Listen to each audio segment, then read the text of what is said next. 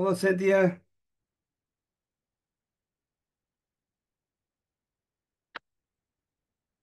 All right. We have, I believe I have written down that the last one we did was the Black Legend. And so this next one is the Spanish word for admixture, right? Mestizaje. And it refers to biologically mixing, right? Which we call miscegenation, one ethnicity marrying another and procreating with them. And the other one is known as blending cultures. So on this one, you have the Mexican American people owe their heritage just, I don't know if I would say just as much, but yet I might. Then again, I might. They owe their heritage to their Native American ancestors just as they do their Spaniards. And why do I feel defensive of the Native Americans? Because for a couple of reasons. For one, right, is that history tends to lean to the left, academia does, and leaning to the left, we are oftentimes adhere to conflict theory. And remember, with conflict theory, the colonizers are the bad guys. They're the ones who take what they want, come and impose their will on a colonized people. They demand that the colonized people uh, give up their own culture and absorb the colonizers' culture. And so it stands to reason that when you see Hispanics today, they're speaking Spanish, technically Castilian Spanish, and many of them identify, at least culturally, as Roman Catholic. It's pretty easy to see the influence of the Spanish on them. And the very word Hispanic for years, right, is from the Roman name for Spain, which was Hispania. Um, so at any rate, looking at this, um, I try to show that despite it being a one-way relationship in some ways, because clearly there's evidence that the Spaniards politically won, economically won. I'm saying in the third category, the social category of culture, etc., that it was much more even matched. All right. So, and I also concede on here that it wasn't necessarily the um, the Spaniards' intentions during the colonial era to try to ensure that future progeny uh, would keep and hold on to their indigenous side. I don't think they had that type of anthropological liberal side to them, but it happened nevertheless. All right. So at any rate, the main category that I put it in is in religion. You should be able to find on here plenty of evidence of the Spanish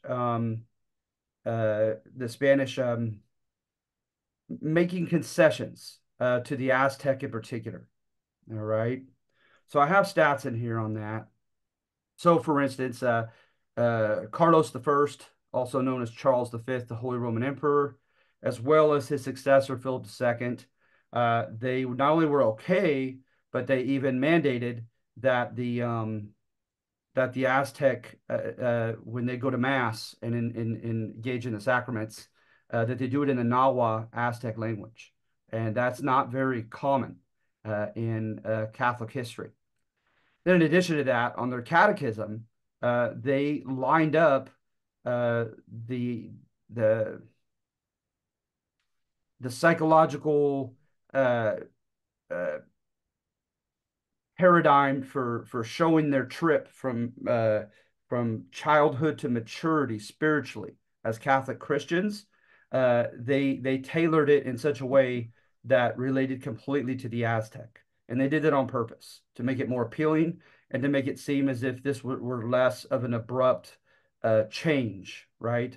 For the Aztec that were becoming Catholic. So they likened it to being a commoner and graduating to become a nobleman, for instance.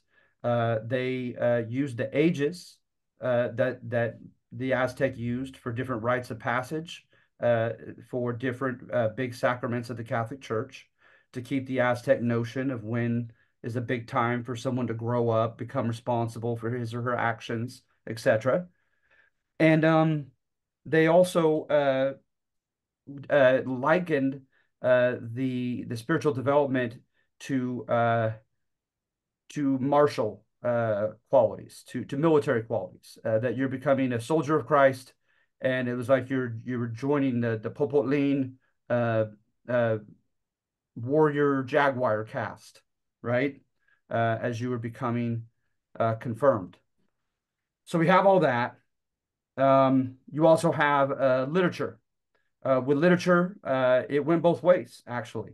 At first, it went westwardly. Um, it uh, it went from Spain here, and it was known as the Baroque movement. And we still use Baroque in the same term. Baroque is usually kind of unnecessarily, almost gaudily fancy. Okay, and so they'd begin to use the old rhyme meter of like AAB, or ABAB, and then they would suddenly break it and do a completely different rhythmic pattern. And that was part of this new movement. They likened things to classical sources, different Greco and Roman gods. They did that a lot. And they usually did it by way of metaphor. And so there'd be Neptune of the sea or someone, and he represented the deep sea of love and passion, for instance. They also had a lot of kind of a disillusionment and fatalism. So by like loving someone and that person doesn't love you back and your heart is broken, those types of themes were quite common in the Baroque movement. And yes, do you have a comment, hon? No, no, no. Okay. Go ahead. Go ahead. So at any rate, you have that with the Baroque movement, right? And so Hmm. here, for instance, right, you had Latin Americans who were engaging in that said movement. So let's see here. I put them down. Let's see here. These are still settlers. I'm going to go back up a little bit to this stuff, okay, in a moment. Okay. Let's see here. I want to stay on track of my train of thought. All right. Mm. Uh, let's see here. Come on. All right, Baroque movement. So you have, for instance, right, um, Juan del Valle y Caviedes, right here, right, and he employed very similarly Baroque poetic style in his satire on privileges of the poor. And look at this. He says, "The poor man is stupid if he's quiet," wrote Caviedes, "and if he speaks, he's a fool. He's a coward if he's humble, and he's a flatterer if he obeys." So I put, in other words, with their virtues perceived as vices, the poor could not win. And so Indeed. notice the use of satire here, right? And that I there were writings, okay, and I'm limited, I'll admit. I took a Spanish class on Spanish literature, and we did the Baroque movement for like 2 weeks, like 4 classes. That's it, if that. Um, so I'm certainly no expert on it, but I Mm. don't recall, right, the Spaniards getting into like class warfare, right? The arrogance and entitlement of the nobility through the eyes of the commoner. It may have happened. I just don't recall. I don't remember ever seeing that. But notice, so what the Americans are doing, right, is they write in the style of the Baroque. They write sometimes on the themes of the Baroque because they wrote, multiple poems apiece. But they also added their own flavor, right? And that's why I'm saying that the cultural assimilation went both ways. That the Native Americans, or not the Native Americans in here, but the Latin Americans are influencing the Spanish Baroque writers across the Atlantic. So Caviedes, he brought issues like this up about, of course, this is satire, right? How the poor just could not win and against the rich. And then you have, let's see here, a couple other examples. Some Baroque Spanish artists celebrated the poor, common Spaniard, Latin American writers like Caviedes. Um, but Caviedes more directly confronted the elephant in the room, the Spanish hierarchy and its inequities. So he had the guts to address that, right? And then, of course, you have Sor Juana Inés de la Cruz, right? And she very much, from my recollection, um, wrote in the style of the Baroque. She would change her rhyme meter. She was very well versed in Greco-Roman gods, and usually her metaphors were some type of Greco or Roman god. Um, she also with Baroque, right, is that they deliberately used more words than you have to. They were very kind of like verbose in their expression. And hence, like, Baroque is like gaudy. It's a little bit like too much, but they're doing it on purpose. So she did all that. So she clearly was in tune with the Baroque movement. But she writes a letter, right, to the Catholic clergy when they told her to stop, not only to stop writing and publicizing poems, but they wanted her to stop her learning. And she was a monja, she was a nun, Mm. and so at any rate, she writes back, and I tell you what, man, it was I could grab it, but like the last time I showed you that my Latin American literature book that's in Spanish, she just lets them Mhm. have it. She says basically, who made you men, God, that you could dictate what a woman can do? And if women are supposed to be less intelligent, why are you acting as if you're threatened by me and my writing? And oh my goodness, she let them have it. It was cool. It was really cool. Wow. Very witty, very proud woman. Very much. I mean, I think when you do Latin American feminism, you absolutely cannot Forget ignore about her. exactly. Hmm. You have to address her for sure. Okay. Uh, and another one I remember that was just it. I don't know. Yeah, just sometimes a poem just hits you and you never forget it. Is supposedly right when you see pictures of her. She's a very pretty woman, and especially in her youth. And she has I want to say that it was called espejo, a mirror. But at any rate, she writes a poem, right?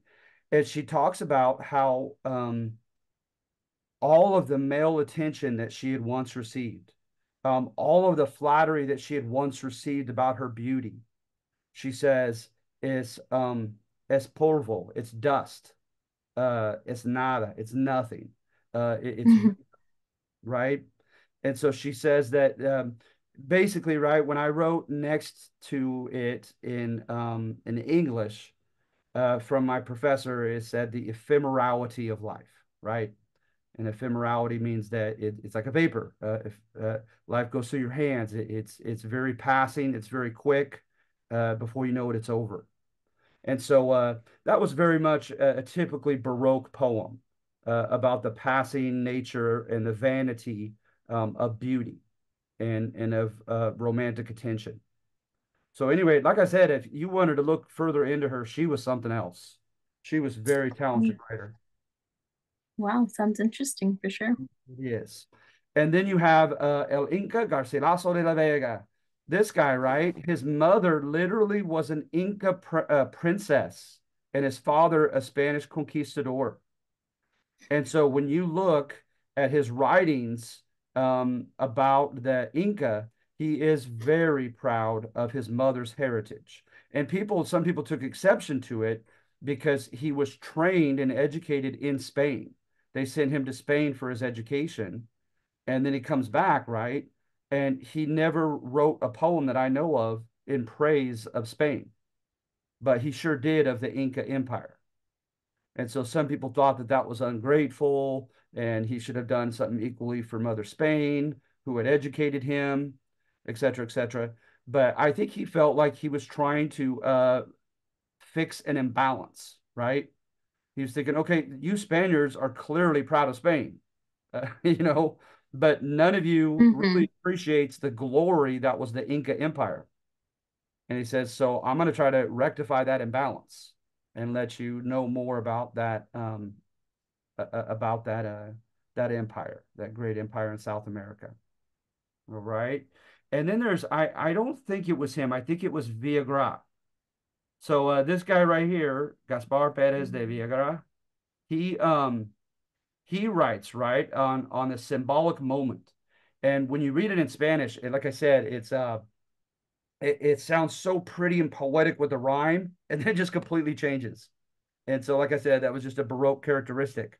But at any rate, he writes, right, and says that in the person of Don Juan de Oñate and another young woman who accompanied him in 1599 into New Mexico, present US, that you had ancestry coming from the line of Hernan Cortez himself, the most arguably famous conquistador that lived, and an Aztec princess, one of Moctezuma's nieces, I think. So at any rate, he says, right, that he goes to the Codex Mendoza and of the Aztec. And remember, that's the one where they said that they came from the land of the cranes to the northwest, and they traveled quite a bit of time southeasterly to find Mexico. And so I think you know where I'm going with this. He more than suggests that that fabled homeland that they came from, which they call Aztlan, was perhaps in New Mexico, in southwestern United States. And so now, right, he's saying with Oñate expedition in 1599, the Aztec are coming back home along with their Spanish partners to claim their own in New Mexico. So anyway, it's cool stuff. And then, needless to say, right, with the Catholicism, I can't believe I forgot, is you have the Virgin Mary, right? Hmm. Allegedly appearing to Juan Diego and Bishop Zamarga. He said, "Come on, man, you're crazy, right?" And he says, first of all, where did you find her? You know, and where did she find you? And he says, right at the old statue of Tonatzin. And Tonatzin was the mother goddess of the Aztec. And so it was like she Oh, was, wow. I didn't know that. yeah. So it was like, okay, I'm coming, I'm the real mother goddess, and I'm gonna come Hmm. where you had once worshipped her. So at any rate, Oh, right, wow. it's really cool that he's asked uh to show proof. So the Virgin gives him a rose that is only was supposedly only grown and found in Mallorca. In Mallorca, I guess, is a Spanish island off the Spanish coast. And so, you know, and they're in Mexico. And he's like, "How did you get this rose?" And he's like, "She gave it to me." So, still not satisfied, the legend states that the Virgin appeared to him yet again and gave him a tilma. A tilma is a Native American tunic and that you wear, and it has her image, that famous image of her standing on the moon. And at any rate, right, it comes from the Book of Revelation. Uh, but at any rate, he gives her the tilma, and that's when he believes it.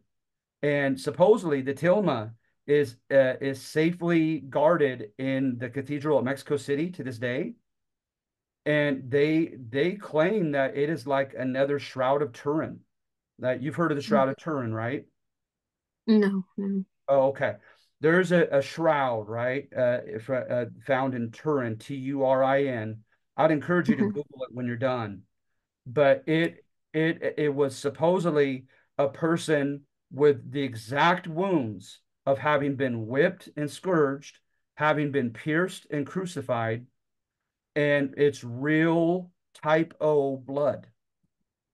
Um, Oh, wow. and it was so tightly over him that it made an impression on his face. And then he has punctures, and especially the you see a bunch of light where there's an intensity and soakness of blood coming from the crown of his head. It's eerie. It's crazy. The Catholic Church has opened it up to scientists for inquiry multiple times. I remember beginning like in the 70s. And a lot of believers think that it literally is the shroud that was around Jesus's body before he rose. Oh, At any okay. rate, yeah, it's called the Shroud of Turin, Shroud, Shroud of Turin. But they contend, right, that Hmm. the stoma is just as inexplicable as that. with her image on it. There's no Hmm. evidence that it was drawn or painted. Uh, I couldn't tell you the science behind it, but it's very mysterious. All right. And then of course, right, what was big as well is according to Juan Diego, she appeared to him in kind of indigenous form.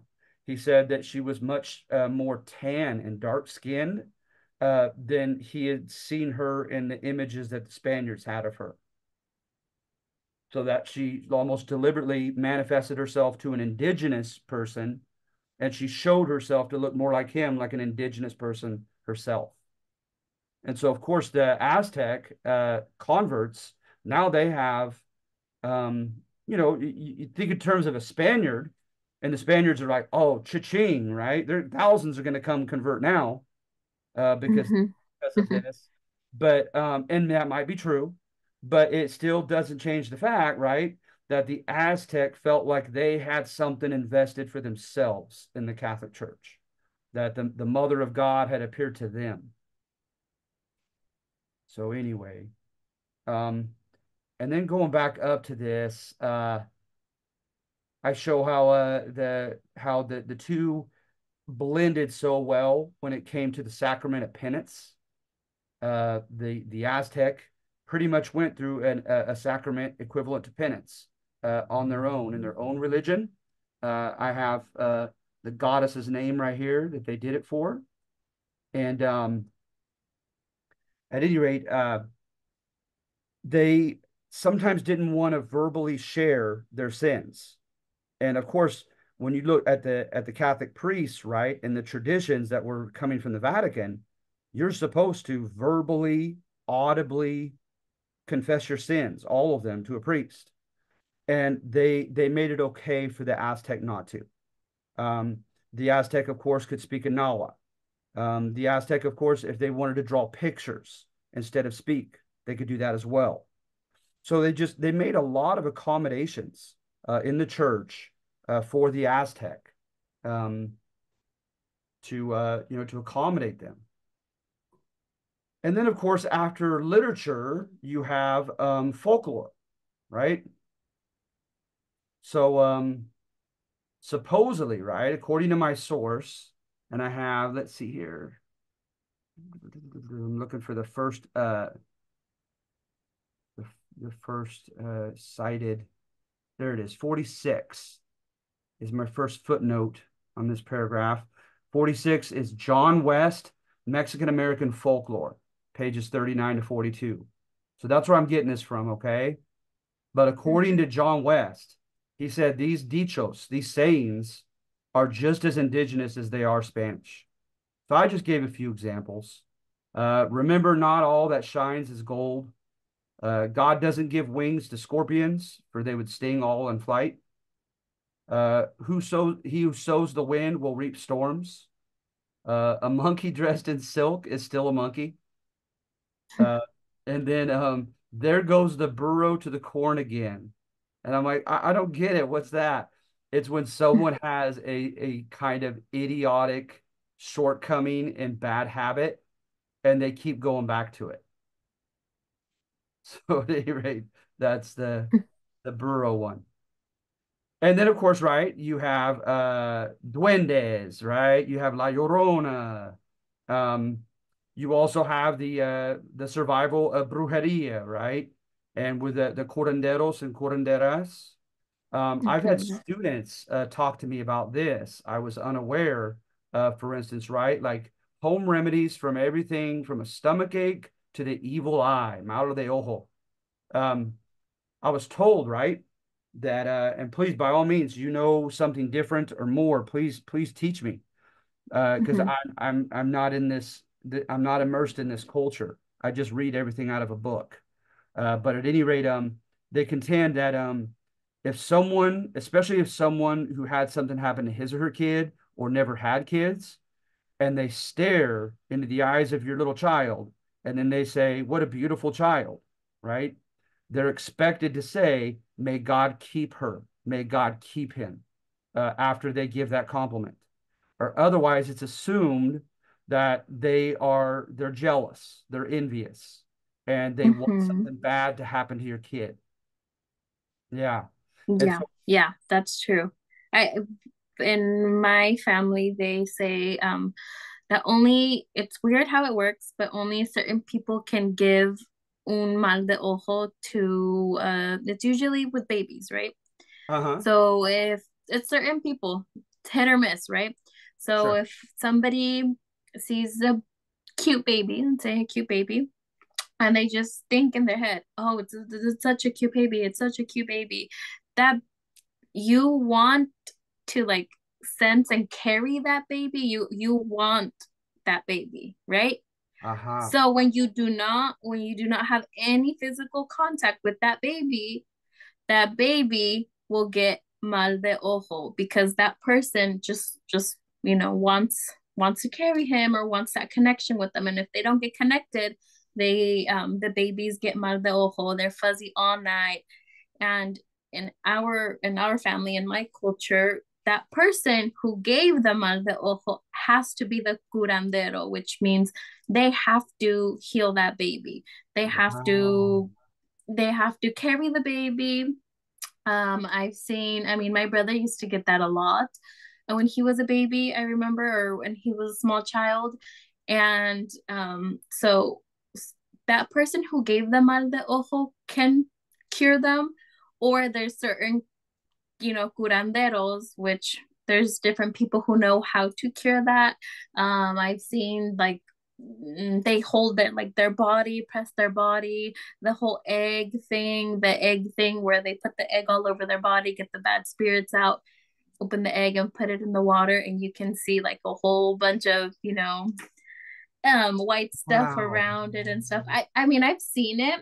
Who knows the logical science behind that as well? Who Yeah. knows? But it's definitely interesting. To me, it's very interesting. Yeah. I've seen people cure un mal de ojo with chile, pepper all Ah. around the baby's body. So it said whoever gave that baby the mal de ojo, their eyes are gonna burn.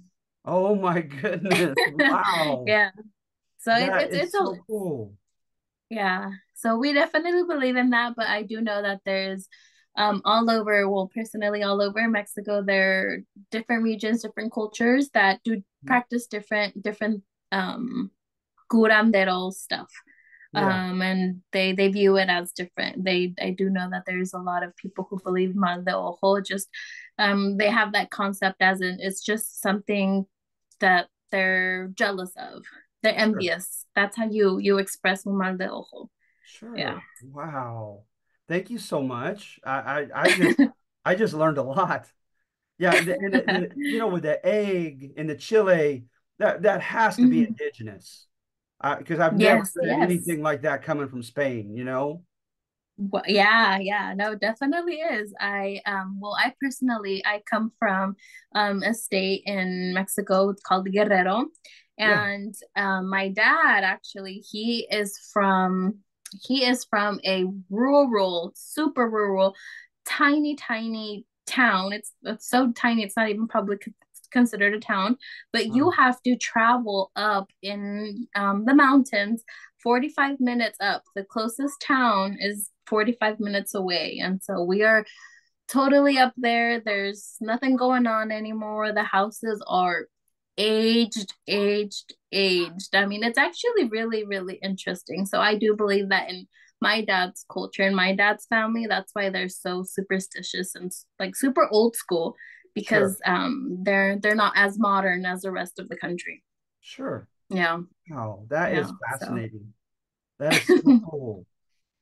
Yeah, man. Yeah, I was blessed to be able to take a semester in Saltillo, Coahuila, and that's all I got okay. from Mexico. And then I had two best friends growing up, and one of them was from Michoacan, and uh Oh, okay, yeah. I've and so been. I tried to learn as much as I could of the language and culture from him and his mother as well. But Oh, okay. how fascinating is that? That is so, so cool. Um, Yeah. yeah, I remember a student telling me um, that he would get a not a necklace, a bracelet, and it had Mm-hmm. El ojo del venado. Yeah. Something about the eye of a deer. Yes. Yes. I believe that is to protect you from the bad eye, evil eye. But Sure, there's a controversy. There is a controversy. There is a lot of like, well, I mean, we're very Catholic dominant, so there's a controversy as where you should not believe that that even exists. You should not believe that the mal de ojo doesn't exist, or just don't be as superstitious. So there's a lot of people who carry bracelets with little eyeballs. I don't know if you've seen there. no, It's wow. very popular. There's, yeah. So in church they say, hey, don't be so, which makes sense because if the mal de ojo came from these indigenous people, I mean, it's been on for so long and they converted into Catholicism. Well, it comes from the indigenous people, and that's why Catholics are saying, hey, stop that. Don't believe Sure. in that, you know. Yeah, they definitely don't try to make that as popular in the Catholic culture, as in that exists. No, don't believe in mal de ojo. Don't believe in people who try to cure you from mal de ojo. That's, you know, so to each their own. I feel like they every culture has a balance. Yes, they're Catholic, but then they still have their superstitions, For if sure. that makes sense. It Yeah. does. That's so interesting. Mm-hmm. And I wouldn't have been surprised. It would have been one more example of syncretism, of them borrowing from one another. I wouldn't be surprised if the Catholic Church would be open for people to try to use blessed holy water, Mm-hmm. in cases like that. Because, many cases Yeah. they mix like that. And of course, like the next Yes. example, right, is the Day of the Dead. Uh, Mm-hmm. the Day of the Dead, evidently, this is it right here in the Aztec liturgy, or the Aztec, calendar of whatchamacallits, of special holidays, right? Mm-hmm. I can't find the color. I was going to make it red, but at any rate, you see it Mm-hmm. there. Yeah. But yeah, I mean, the Catholics went with that, right? Um, and the Catholics decided on the days to do it, and so you have All Saints Day and All Souls Day, in which they do it. Mm-hmm. And All Saints Day, right? Is you know better than I do, I'm sure. Is Yeah. Yes. for the In children, November. Mm-hmm. and then November 2nd is for the adults and others. Now, do they just believe? Because I did not get my book in time. I Where is it? I was going to show you the cover. But at any rate, I got a book on the Day of the Dead, and it just got here. But Mm-hmm. Oh. do the Catholics do they contend that it's just those souls that are in purgatory that could come on the Day of the Dead, or do they believe that they allow people to empty out of heaven, and what about hell? Okay, well, about hell, I'm not too sure. And let's hope they don't get out of hell to come over here. Um, so I want to say a big no to that. But yes, I do know that it's for all souls in how do you Purgatory? Mhm. purgatory or purgatory? Yes, and in heaven. So that's why we do rosaries.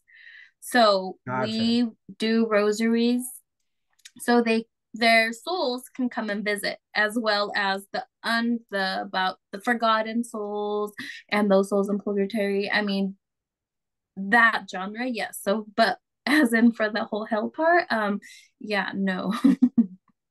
They're not included. They're not invited. You got it. You got it. That's cool. Yeah. Um, and then of course you have I thought this was interesting. I asked a local group to do El Baile de los Viejitos for my Mhm. mother when she turned 60. Oh, that's And so cool. oh my goodness, I loved it. I absolutely loved it because I had a professor show me. I had never seen them in real, Wow. but I a professor showed it. Yeah, mhm. I do you live local? I'm I from do. Lodi. Uh-huh. Yeah, Where do you live? I'm just beneath Modesto. Oh, okay. Yeah. Well, I work at a school here in it's actually in a campo. It's close to Lodi.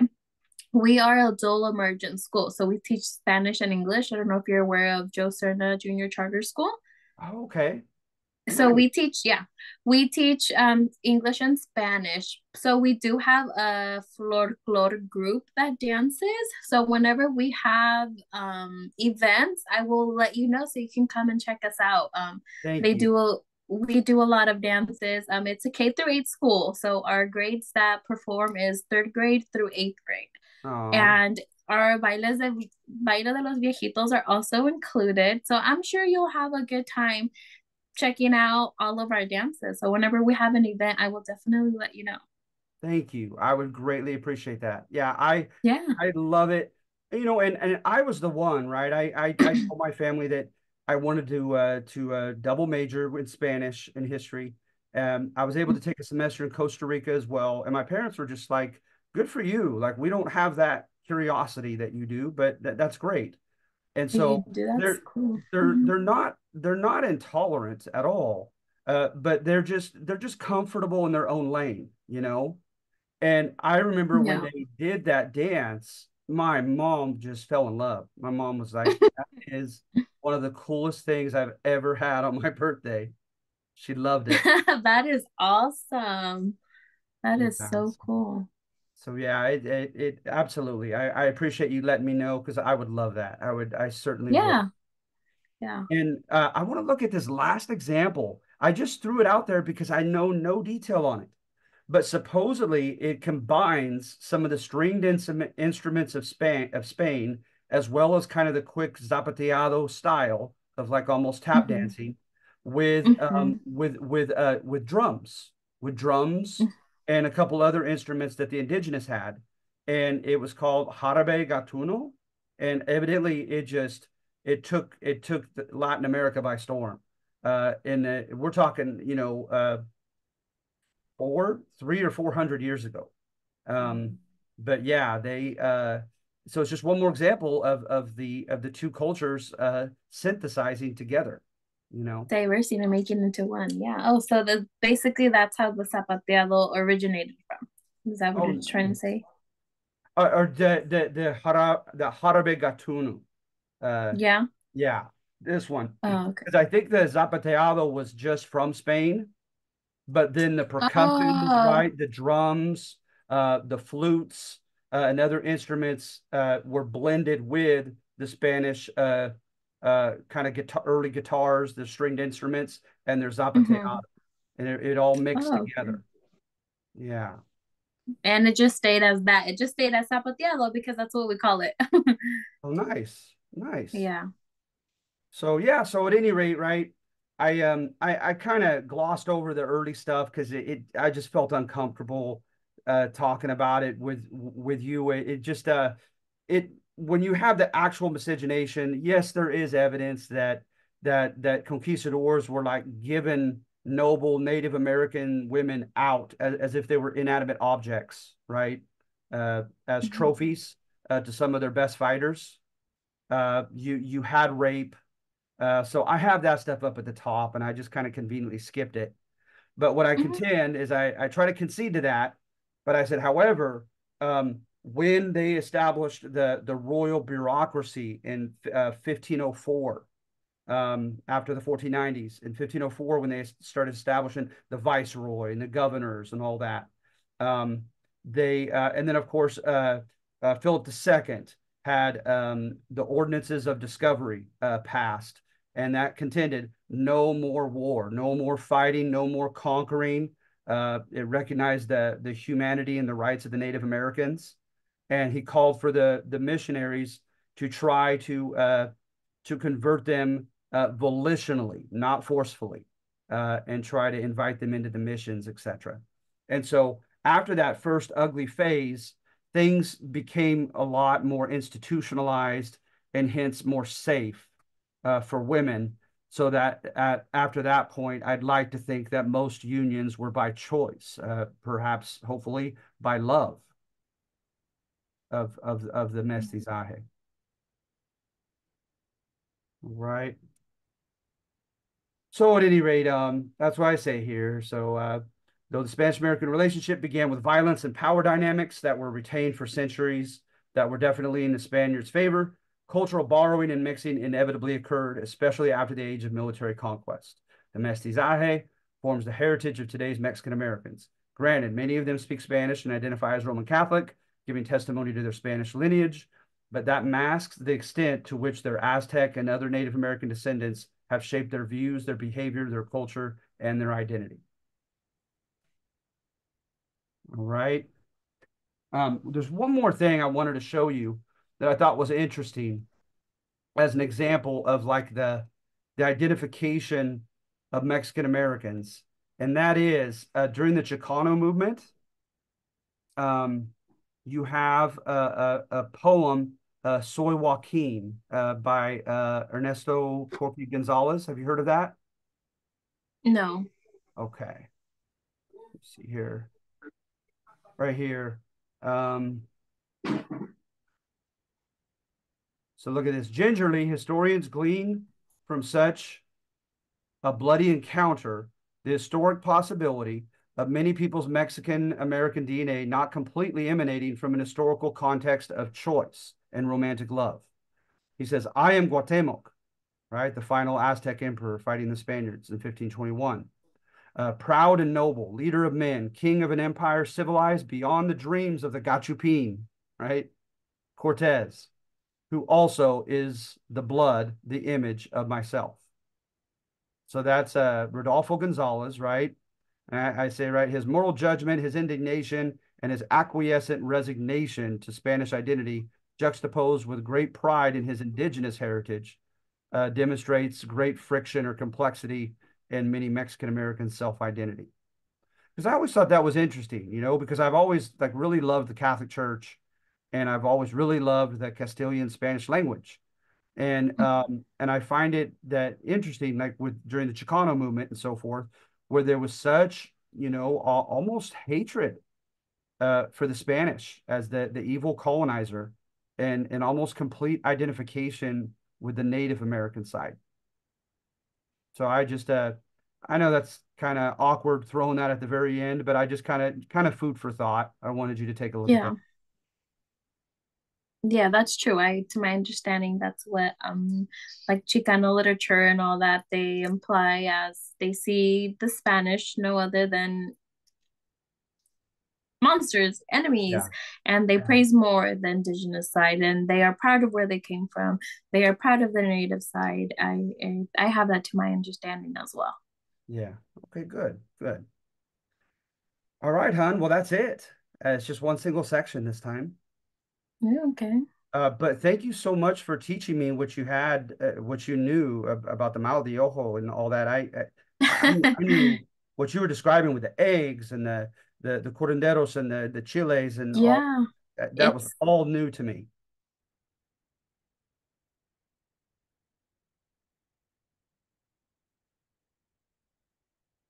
So anyway, you still there, hon?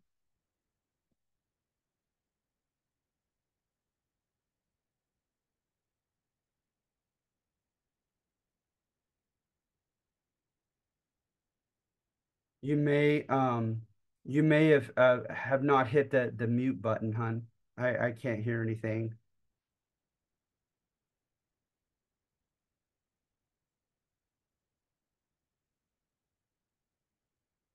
Hmm.